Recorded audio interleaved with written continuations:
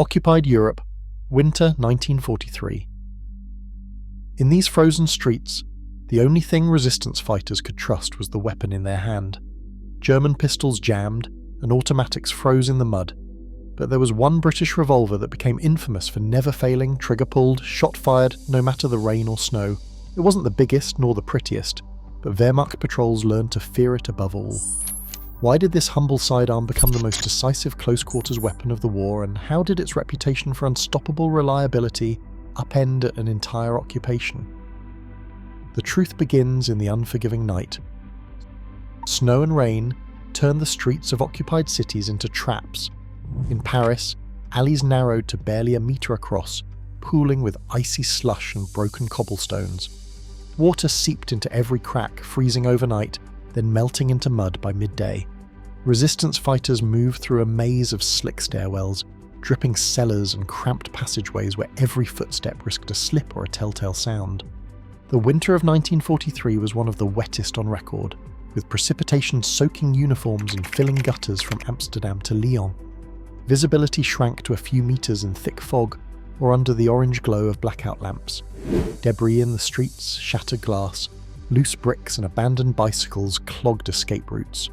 German patrols learned to expect ambushes from doorways and basement windows, but the real enemy was the city itself.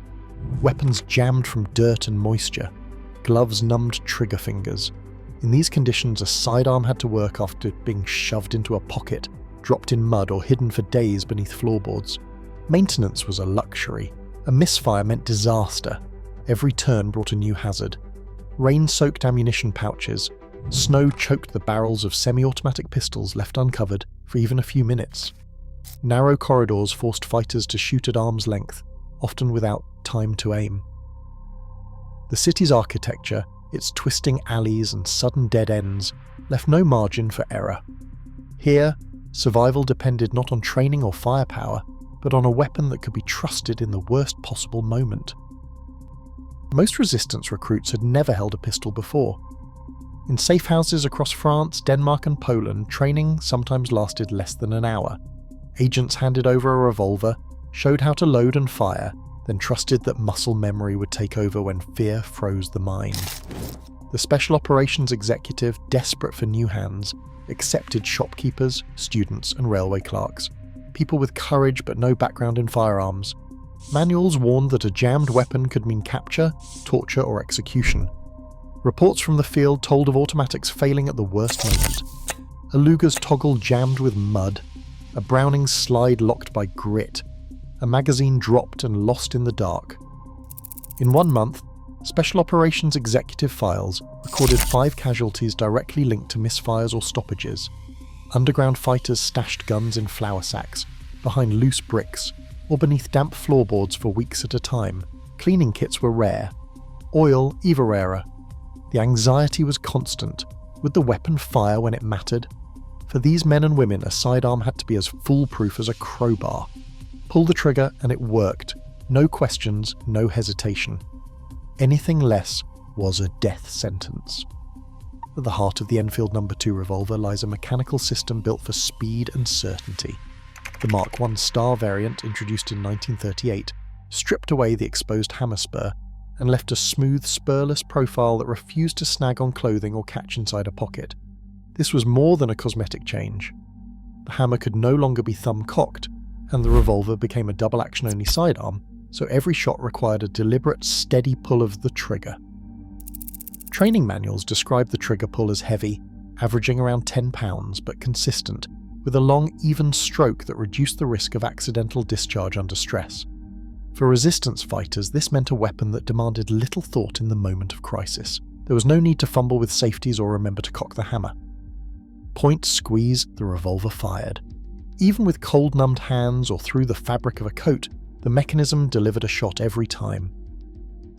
The design served as a silent instructor, shaping muscle memory in those who had never handled a pistol before.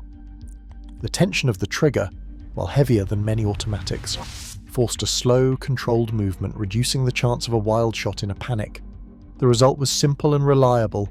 Reloading was just as intuitive. The top brake frame snapped open with a thumb press, and the star-shaped ejector flung all 6 spent cases clear in one motion. Fresh rounds dropped into the cylinder, the frame snapped shut, and the weapon was ready again. In alleyway ambushes or basement firefights, this could mean the difference between escape and capture. The entire system was engineered for moments when time, light, and nerves were in short supply. Every mechanical choice, from the spurless hammer to the robust trigger and the rapid ejection, mapped directly to the realities of underground war, a weapon that taught its user as much as it protected them. Production at the Royal Small Arms Factory ran around the clock, driven by a single wartime priority: volume without compromise.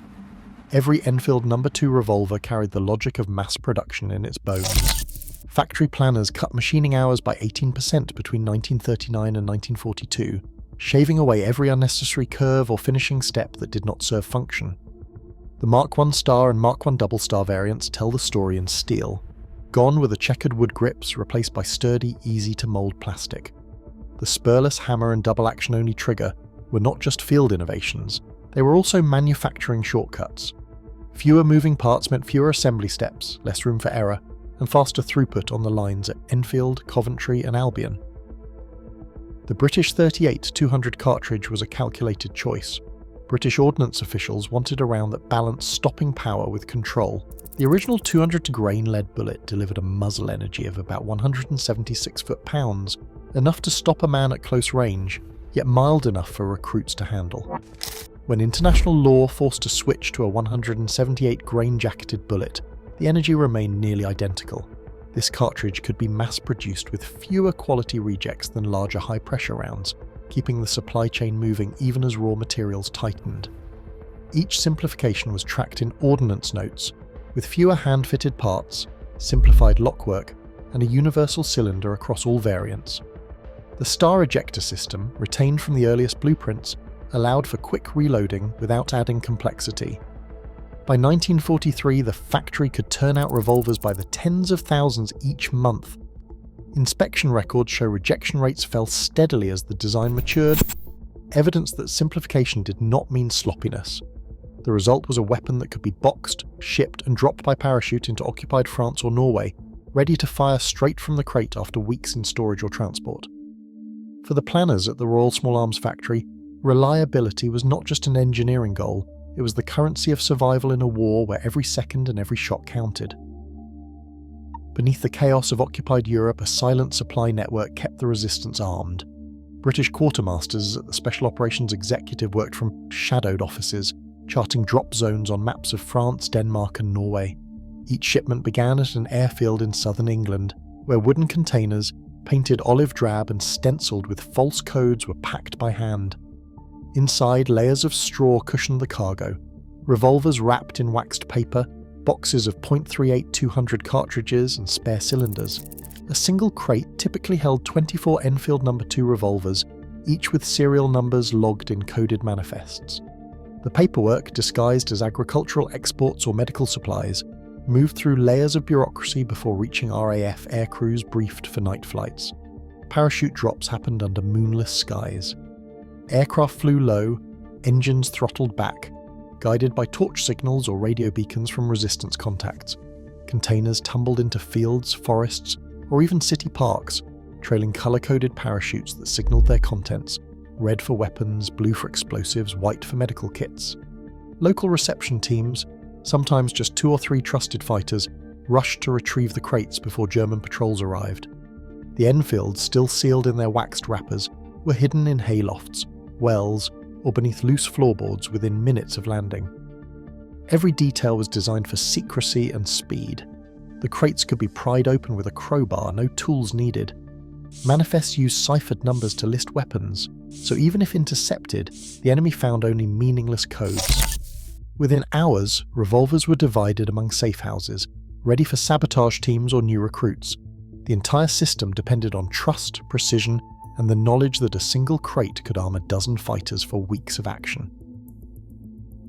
A resistance courier waits in the shadows of a Copenhagen alley, hand tightening around the Enfield's cold grip. Across the street, a German patrol slows, boots scraping on wet stones, eyes darting at every doorway.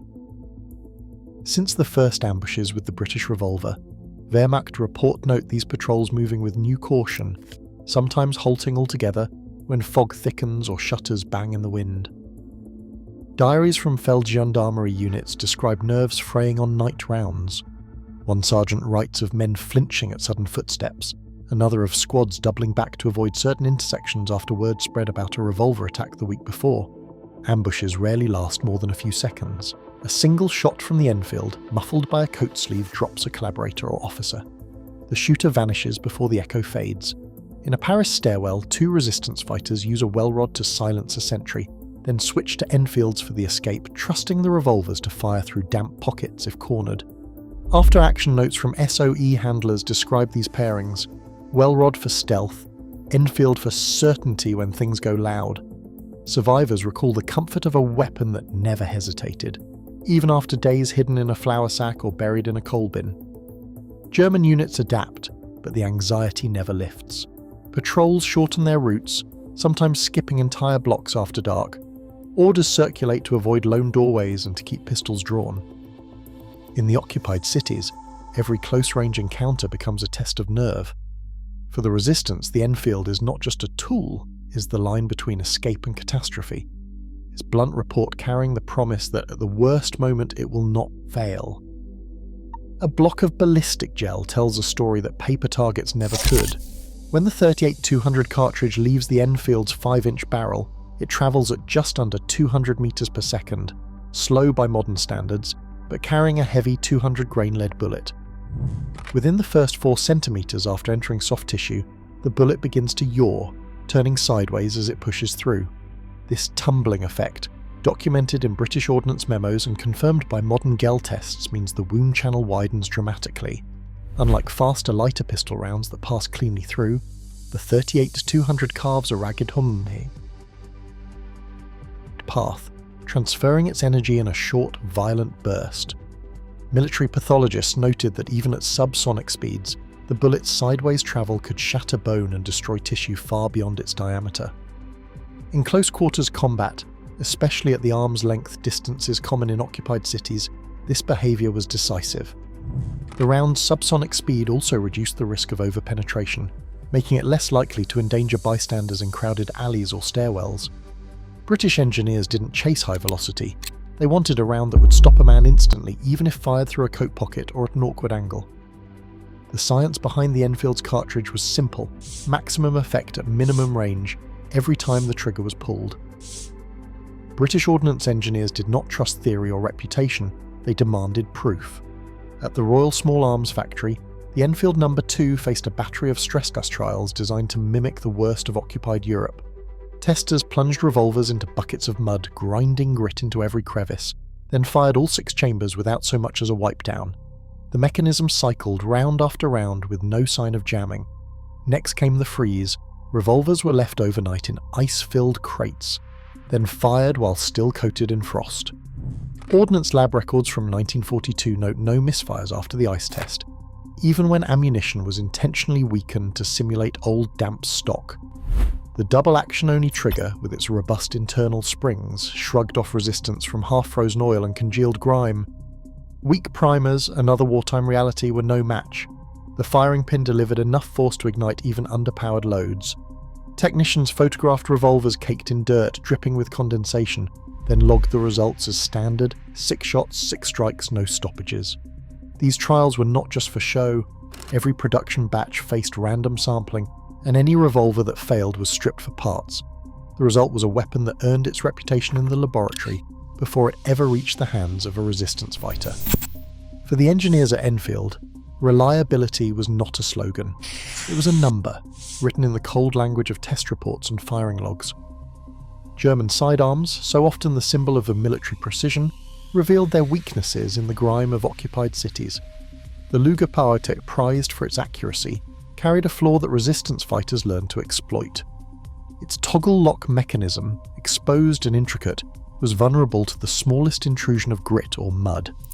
Captured equipment notes from British Ordnance teams recorded a jam rate approaching 30% when Lugers were fired after being dropped in street debris or snow. Even a handful of sand could seize the toggle in place, leaving the shooter helpless at the worst moment. The Walther P38, introduced as a modern replacement, fared better but was not immune. Its slide and barrel assembly relied on precise machining and strong recoil springs. Under pressure, when pressed against a coat or fired from inside a pocket, the slide could fail to cycle, trapping a spent case and disabling the weapon. Resistance accounts describe automatics that refuse to fire after nights spent hidden in damp cellars, or when loaded with weak, scavenged ammunition. In contrast, the Enfield's cylinder turned regardless of dirt, and its star ejector cleared all 6 chambers in a single motion. Testing officers, both British and German, commented on these differences in their reports. The revolver's simplicity was its safeguard. No magazine to drop, no extractor to snap, no slide to seize. In the chaos of urban combat, the Enfield's reliability was not just a technical detail, it was the deciding factor, the edge that turned survival from chance into certainty. In war, reliability isn't nostalgia, it is survival. Today, military engineers still measure sidearms against the Enfield's unyielding standard. Function, not finesse, determines fate under pressure. As conflicts echo through new streets, the lesson endures. When everything else fails, certainty in your hand is still the difference between freedom and fear. What would you trust when nothing else works? Share your thoughts below.